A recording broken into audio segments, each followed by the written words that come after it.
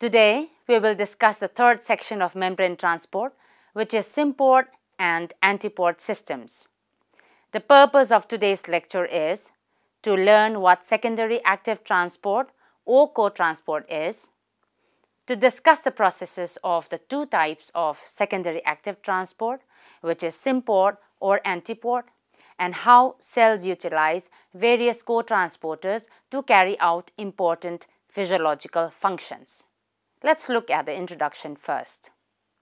Symport and Antiport transport systems make up the secondary active transport, which is a form of active transport across a biological membrane in which a transporter protein couples the movement of an ion, which is typically sodium or hydrogen ion, down its electrochemical gradient to the uphill movement of another molecule or ion against a concentration or electrochemical gradient. Thus, energy stored in the electrochemical gradient of an ion is used to drive the transport of another solute against the concentration or electrochemical gradient.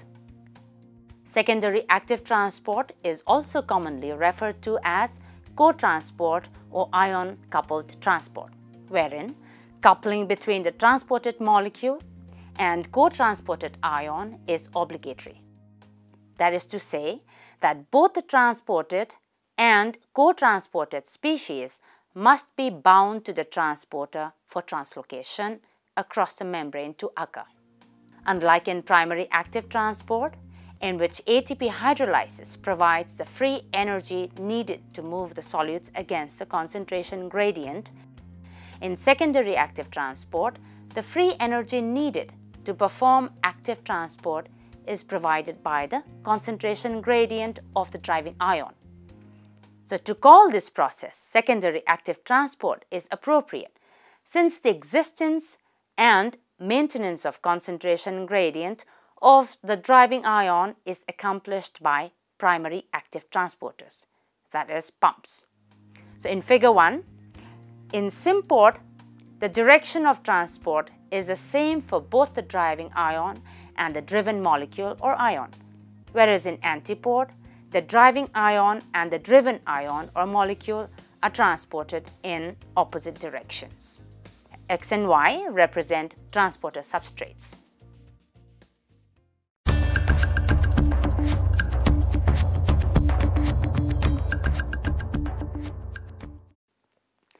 Now let's look at Symport transport systems first. Mammalian cells express many types of sodium-coupled symporters. The human genome encodes literally hundreds of different types of transport proteins to transport a wide variety of molecules into cells against their concentration gradients. However, some symporters use an existing hydrogen ion as the driving ion instead of sodium ions. So let's study some examples of Symport transport systems. First, sodium-glucose symporters. Many cells, such as those lining the small intestine and the kidney tubules, need to concentrate glucose against a very large concentration gradient. Such cells utilize a 2-sodium, 1-glucose symporter, a protein that couples transmembrane movement of one glucose molecule to the transport of 2 sodium ions. By transporting 2 sodium ions per glucose, this sodium-glucose Symport protein can accumulate glucose against a much steeper concentration gradient than if only 1 sodium ion were transported per glucose. So this Symporter also recognizes galactose as a substrate. Its function is crucial to dietary glucose and galactose absorption in the small intestine and reabsorption of filtered glucose and galactose in the proximal tubule of kidney nephrons. Cells use similar sodium-powered symporters to transport substances other than glucose into the cell against a high concentration gradient. Several types of sodium amino acid symporters allow cells to import many amino acids into the cell. Other examples of sodium-powered symporters found in many different cells and tissues performing a variety of important physiological functions are shown in this illustration. The sodium phosphate cotransporter, also known as NAPI, is found in the apical membrane of epithelial cells of small intestine and renal proximal tubules. It utilizes the sodium electrochemical gradient to drive the uphill transport of inorganic phosphate into the cell. So for every transport cycle, NAPI couples the inward translocation of 3 sodium ions and 1 divalent phosphate. Next is the sodium iodide symporter, or known as NIS, and this is responsible for the accumulation of iodide from blood by the thyroid gland, which is absolutely necessary for the synthesis of thyroid hormones.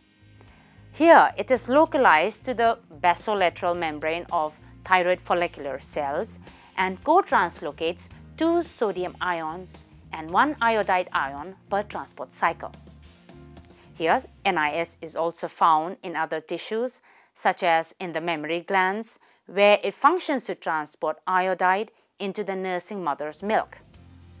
Then we have the sodium-potassium chloride cotransporter, the sodium chloride cotransporter, as well as the potassium chloride cotransporter.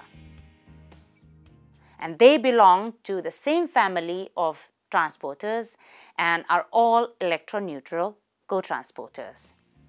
The sodium-potassium chloride cotransporter, or NKCC, utilizes the sodium electrochemical gradient to drive the inward co-translocation of 1 sodium, 1 potassium and 2 chloride ions.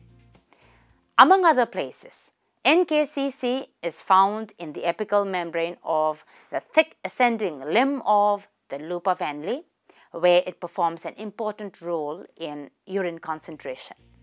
The sodium chloride cotransporter, NCC, utilizes the sodium electrochemical gradient to drive the chloride transport into the cell with 1 sodium is to 1 chloride coupling stoichiometry.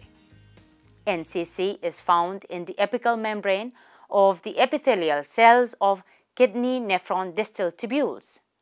Likewise, the potassium chloride cotransporter, KCC, translocates 1 potassium and 1 chloride ion out of the cell per transport cycle.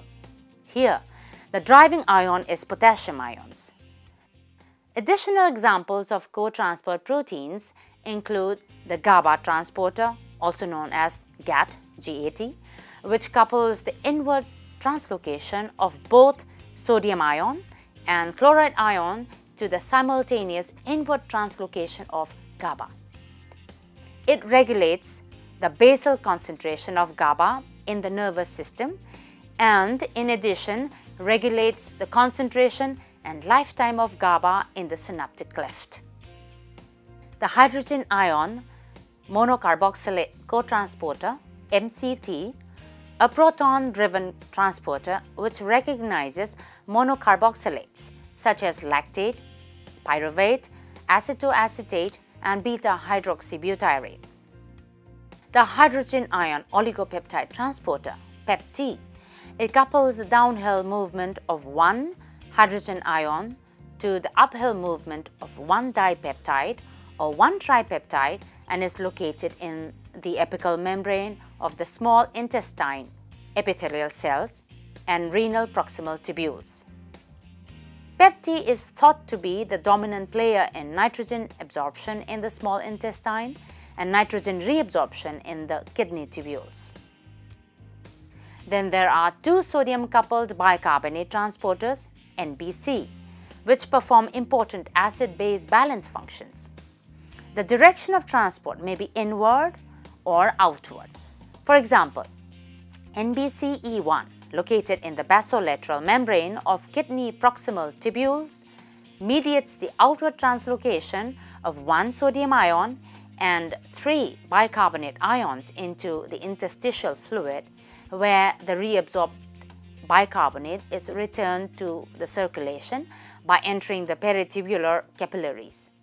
Thus, NBCE1 plays a crucial role in renal bicarbonate reabsorption.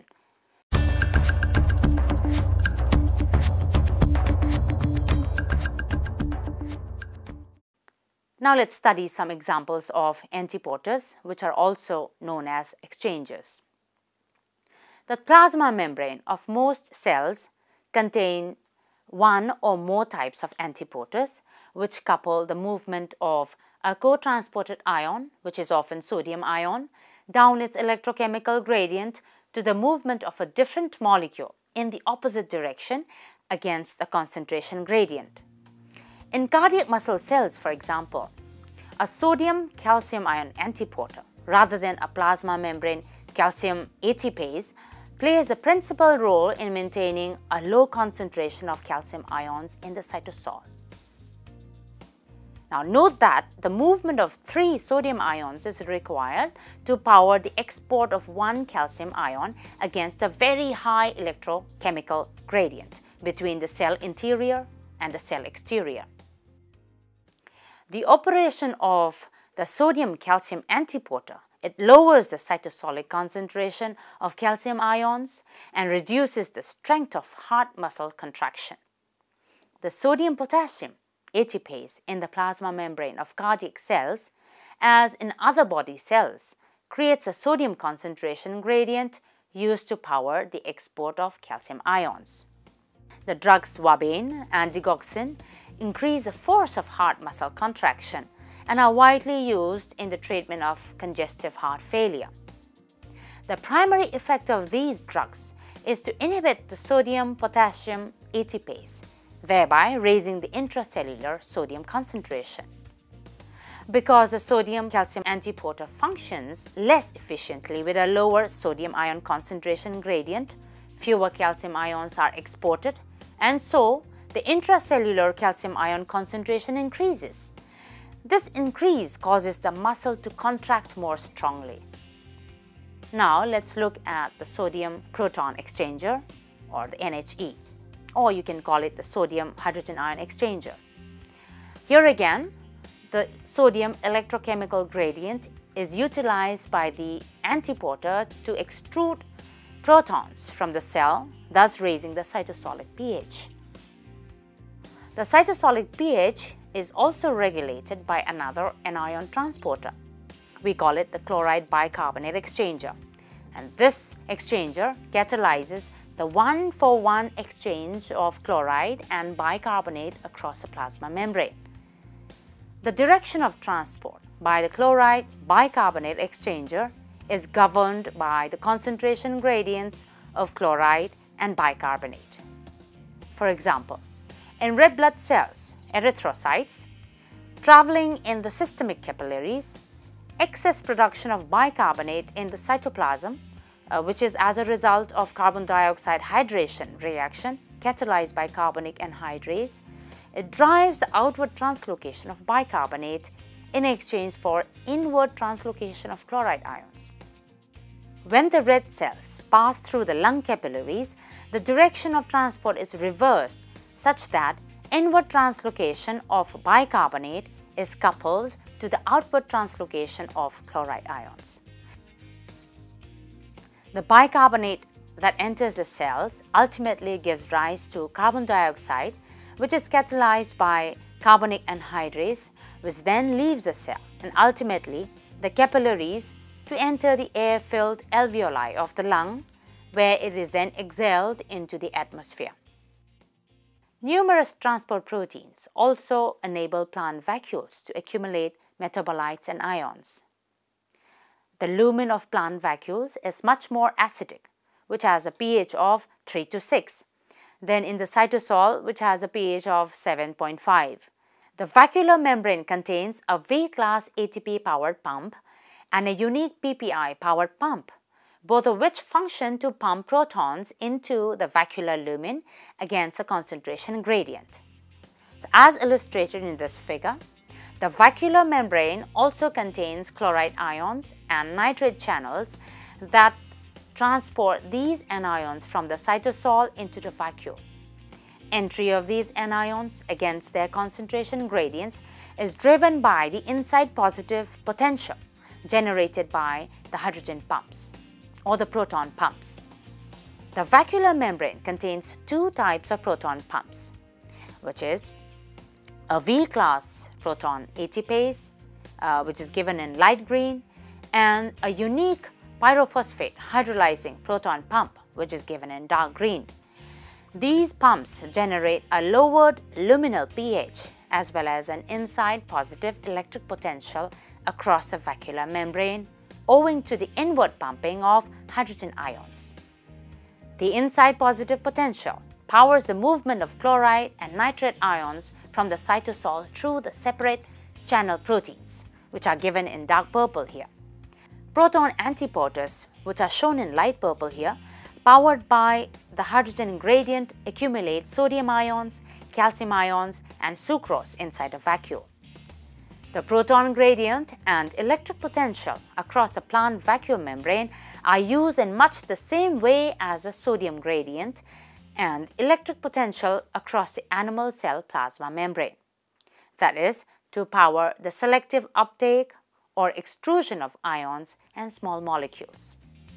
In the leaf, for example, excess sucrose generated during photosynthesis in the day is stored in the vacuole.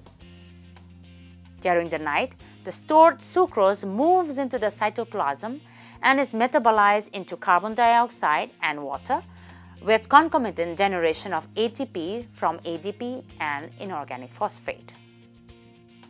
A proton sucrose antiporter in the vacuolar membrane operates to accumulate sucrose to plant vacuoles. The inward movement of sucrose is powered by the outward movement of protons, which is favored by its concentration gradient, and by the outward negative potential across the vacuolar membrane.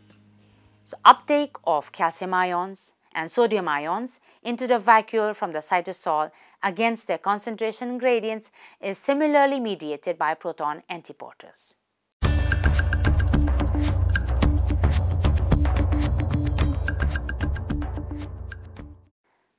So that was all about Symport and Antiport systems.